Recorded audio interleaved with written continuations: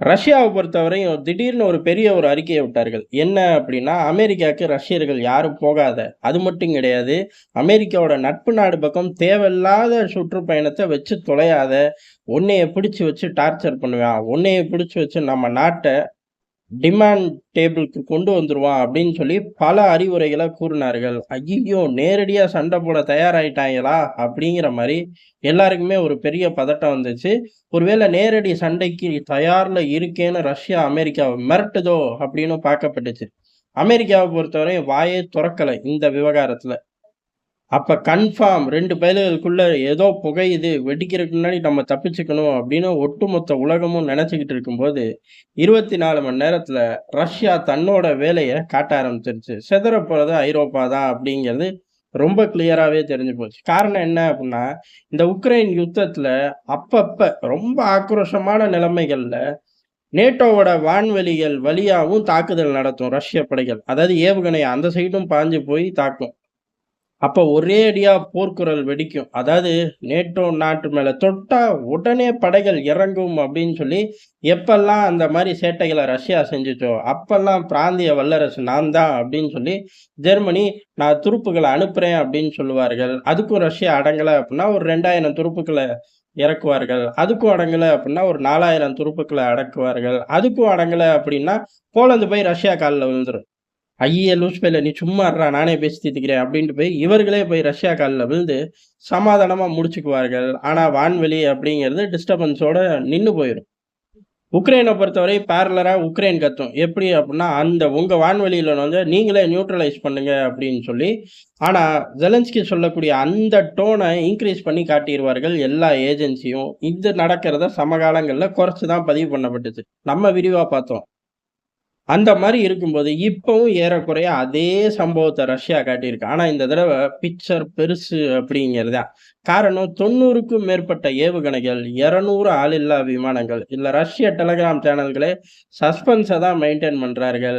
அப்ப மத்த ஏஜென்சிகள் கேட்கவே வேணாம். ஆளுக்கு ஒரு கணக்கு, ஆளுக்கு ஒரு திசை அப்படிங்கிற மாரி தான் நேட்டோவோட வான்வெளிக்குள்ள மிசைல் நுழைஞ்சிருச்சு, ஆளில்லா விமானம் நுழைஞ்சிருச்சுன்னு ரிப்போர்ட் அடிக்கிறார்களே தவிர, அக்யூரசி அப்படிங்கிறது இங்க இல்ல. சரி பரவால்ல இருந்துட்டு போது. இந்த பயலுக என்னைக்கு சொன்னாலும் பொய்யத்தானே சொல்லுவாய்ங்க. சரி இவ்வளவு நடந்திருக்கே, கதர்றாய்ங்களா? துருப்புக்கள ஜெர்மனி அனுப்புதா அப்படின்னு கேட்டா, ஜெர்மனிய பொறுத்தவரையும் ரேடியோ சைலன்ஸ். இந்த சம்பவத்துக்கும் எங்களுக்கும் சம்மந்தமே இல்லடா. ரொம்ப வம்பு பண்ணீங்கன்னா, நான் ஐரோப்பாலயே இல்லேன்னு அறிவிச்சுட்டு போயிருவேன் பாத்துக்கங்கிற மாரி அமைதியாயிட்டார்கள். பிரான்ஸ பொறுத்தவரை கேட்கவே வேணாம். தலைவன் மேக்ரோன் பல பிரச்சனைகள் உள்ளூர்ல சந்திக்கிறனால, அவர் இஷ்டப்பட்டா இதுல கமெண்ட் பண்ணுவாரு. கஷ்டமா தோணுச்சுன்னா, போங்கடா அப்படின்ட்டு போயிர்றாரு. அப்ப 2 பயலுக மெயின் பிளேயர்க விலகியாச்சு. அடுத்து யாரு? ஜெலன்ஸ்கி மட்டும் தான், போலந்து மட்டும் தான். போலந்த பொறுத்தவரை தெளிவா சொல்ட்டார்கள். நெறையா வந்துச்சு.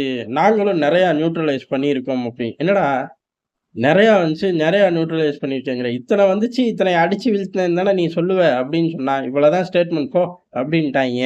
இதுவுமே பேர் சொல்ல விரும்பாத அதிகாரி அந்த ஊர் ஏஜென்சிக்கு குடுத்ததாக தான் தகவல். அப்ப போற போக்குல நேட்டோவ தாக்குறக்கும் ரஷ்யா தயாராயிருச்சு அப்படிங்கிறதான். உக்ரைன் இத எப்படி பாக்குது அப்படின்னா, உக்ரைன் வழக்கம் போல இந்த வான்வெளி பஞ்சாயத்துக்குள்ளலாம் இப்போ போல. அவர்களுக்கு தேவை பெரும் அளவு சேதாரம் நடக்குது. அந்த பெரும் அளவு சேதாரம் அப்படிங்கிறது அடுத்த கட்டமா ஒடிசாவ நோக்கி ஜாஸ்தியா இருக்கு. அப்ப துறைமுகம் நம்ம கைய விட்டு போயிருச்சு அப்படின்னா, ஆட்டோமேட்டிக்கா அந்த இடத்துல ஒரு டோல்கேட் மாரி சந்திக்கணும். அப்ப கடல் போக்குவரத்தே எங்களுக்கு இல்லாம போயிரும். ஏற்கனவே நிலங்கள் அவங்களுக்குன்ட்டீங்க. இப்ப ஒடிசா போச்சுன்னா, இதுவும் அவங்களுக்குன்றுவீங்க. அதுக்கு முன்னாடி ஏதாச்சும் ரியாக்ட் பண்ணுங்களேன் அப்படின்னு சொல்லி, டோனெல்லாம் இறக்கி எல்லார்கிட்டயும் சமமா போய் கெஞ்ச ஆரம்பிச்சுட்டாரு செலன்ஸ்கி. ஏன்னா மனுஷன் போர் நின்றும் ட்ரம்ப் வரவும் அப்படின்னு தெரியும். அதுக்கப்புறம் நிம்மதியா ஆளணும். கொஞ்சூடாச்சும் கடல் போக்குவரத்து வேணும் அப்படின்னா, ஒடிசாவ நோக்கி ரஷ்யா வந்துரவே கூடாது அப்படிங்கிறதான். ஆனா இந்த என்டயர் தாக்குதலுக்கு பின்னாடி இருக்கிற டார்கெட் அப்படிங்கிறது துறைமுக நகரத்த கைப்பற்றுறது தான். நாட்கள் செல்ல செல்ல அத கைப்பற்றிருவோங்கிற ஒரு மூடுக்கும், வெறிக்கும் ரஷ்யா வந்துருச்சுங்கிறத ரொம்ப ஆழமா பதிவு பண்ணியிருக்கார்கள். குறுக்க ஐரோப்பா வந்தா குறுக்க அமெரிக்கா வந்தா, நேரடியான யுத்தத்த சந்திச்சுக்கடா அப்படின்னு சொல்லி சவால் விட்டு தான் ரஷ்ய அதிபர் புட்டின் இந்த சம்பவத்த பண்ணியிருக்கார் அப்படின்னு ஒட்டுமொத்த ஐரோப்பாவும் பதறப்படுது. அப்ப அண்ணன் ஜெலன்ஸ்கி கேட்கவே வேண்டாம். ஏன் அப்புட்ன்னா, அவர் கதறி நிக்கக்கூடியது 2 இடம். ஒண்ணு ஐரோப்பா, இன்னொன்னு அமெரிக்கா. ஐரோப்பாவ பொறுத்தவரையும் அமெரிக்கா பிரஷர் போட்டா தான் இங்க வேலையே ஆகும். அமெரிக்காவை பொறுத்தவரையும் ட்ரம்ப் வந்துட்டார். பைடன் கிடையாது. ட்ரம்ப் பிரஷர் போடுவார். என்ன பிரஷர் போடுவார்? ஜெலன்ஸ்கி விட்டு குடுத்து போய் எல்லாத்துலயும் கையெழுத்து போட்டு போய் ஒழுங்கா உட்காரு சீட்ல. அதையுமே நான் உறுதிப்படுத்துறேன். அப்புறமான்ட்டு கண்டிஷன் அப்ளைக்குள்ள தான் இந்த சிஸ்டத்தையே வச்சிருப்பார். அப்ப ஒட்டு மொத்தமா ஜோலி முடிஞ்சிருச்சா? அப்படிங்கிற மனநிலையில ஜெலன்ஸ்கி சுத்திக்கிட்டு இருக்கார் அப்படிங்கிறது தான் எதார்த்தமான உண்மை. நன்றி, வணக்கம்.